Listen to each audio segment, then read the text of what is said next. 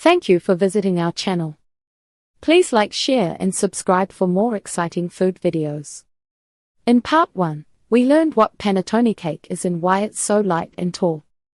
In this video, we'll show you how to choose a good panettone at the store, the best ways to serve it, and simple ideas for storing and using leftovers. Mix-ins matter, too. Classic panettone usually includes raisins and candied orange peel. Modern versions may swap in chocolate, pistachio, lemon, or cream fillings. No matter the flavor, the goal stays the same: a tall loaf with a light, shreddable crumb. How to choose a great panettone at the store and avoid dry, bland ones. Buying panettone in the US can feel like a guessing game, especially around the holidays when shelves are packed.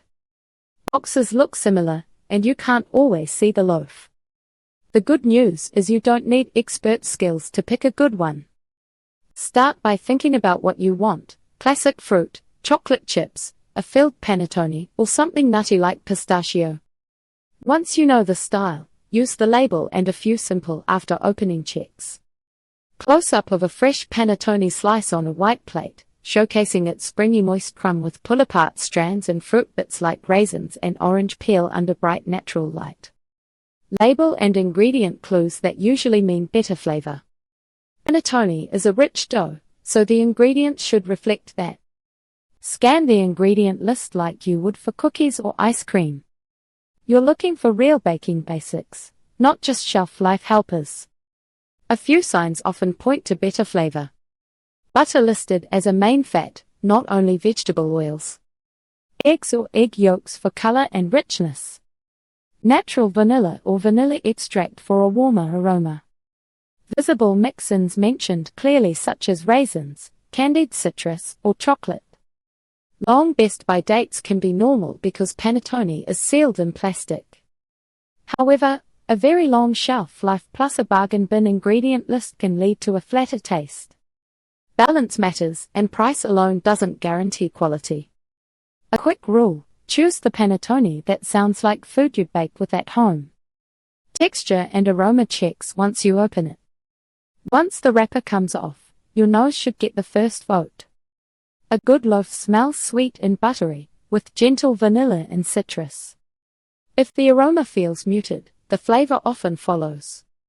Next, press the cut surface with a finger. The crumb should spring back. Look for pull-apart strands and a moist interior that doesn't feel wet. If slices crumble, shed dust, or feel dry on the tongue, the loaf may be stale. A fast fix helps many panettones. Warm a slice for 10 to 15 seconds in the microwave. That short heat wakes up the aroma and softens the crumb. Don't overdo it, or it can turn chewy.